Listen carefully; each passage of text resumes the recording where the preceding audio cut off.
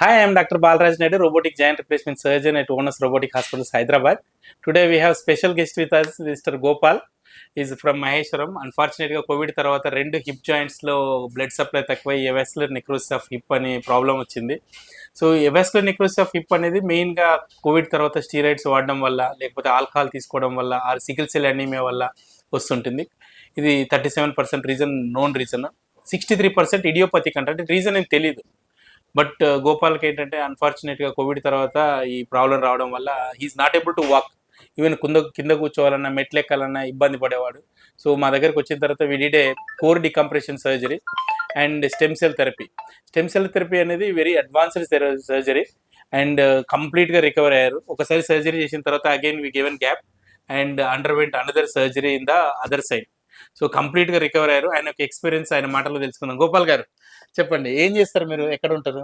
Sir నేను ఉద్యోగం అనేది teacher sir. Okay, government teacher. అయితే సార్ 2023 ఆగస్టు 5వ తేదీన, అది డిసెంబర్ 5వ తేదీన first left leg hip joint కు సర్జరీ అయింది సార్. ఓకే, నెక్స్ట్ 1 ఇయర్ తర్వాత అదే రిపీట్ తోని సార్ మళ్ళీ రైట్ లెగ్ కు డిసెంబర్ 23, 2024లో right leg 1 year gap gap తోని రైట్ లెగ్ అనేది సర్జరీ అనేది అయింది సార్. ఓకే, అయితే చాలా ప్రాబ్లం అయినప్పుడల్లా ప్రతిసారి అనేది నొప్పి భరించలేక ఫస్ట్ టైం అయినప్పుడు ఏదో దాని గురించి కొన్ని హాస్పిటల్ బాగా తిరిగిన తెలియనప్పుడు బాగా వేరే ఆర్థోపెడికే డాక్టర్స్, కానీ మీ అంత ఎడ్యుకేషన్ ఉండో లేకుంటే వాళ్ళకి స్కిల్స్ ఎక్స్పీరియన్స్ లేకపోవడము, వాళ్ళు సరిగా మనకు గైడ్ చేయలేరు. కాబట్టి మీ దగ్గర వచ్చిన తర్వాత బాగా దానిపైన బాగా రిలీఫ్ అనిపించింది. ప్లస్ సర్జరీ అయిన తర్వాత అప్పటి నుంచి బాగా మంచిగా ఉండే, కానీ నెక్స్ట్ రైట్ లెగ్ అనేది ప్రాబ్లం స్టార్ట్ అయింది అనమాట. అయిన తర్వాత వచ్చినప్పుడే సార్ స్కాన్ చేయడం కానీ తర్వాత ప్రాబ్లం ఏందనేది తొందర అనేది దానికి ఫైండ్ అవుట్ చేయడం వల్ల సార్ సర్జరీ చేసిన తర్వాత ప్రజెంట్ అయితే బోత్ హిప్ అనేది చాలా మంచిగా ఉంది. ప్రజెంట్ అయితే ఎలాంటి ప్రాబ్లం అయితే ఏం లేదు. ఏం పని చేస్తారు మీరు? నేను teacher sir. Vijaya from Maheshwaram. మా సార్కి వచ్చేసి 2003 డిసెంబర్ 5th రోజు ఫస్ట్ లెగ్కి సర్జరీ అయింది. సో అంతకుముందు తనకు చాలా పెయిన్ ఉండింది అనమాట. చాలా హాస్పిటల్స్ తిరిగినాము. ఇదేం పెయిన్ దేని వల్ల వస్తుందో తెలియదు, కానీ మామూలు పెయిన్ అనుకున్నాం మేము, ఏదో జర్నీ వల్ల అయి ఉంటుంది, ఇలా ఉంటుందని తెలియదు అసలు. అంతకుముందు ఎక్కడ వినలేదు కూడా. సో మీ హాస్పిటల్ మా రాజు రిఫర్ చేశారు ఇక్కడ. సో వచ్చిన తర్వాత సర్జరీ అయింది సార్కి.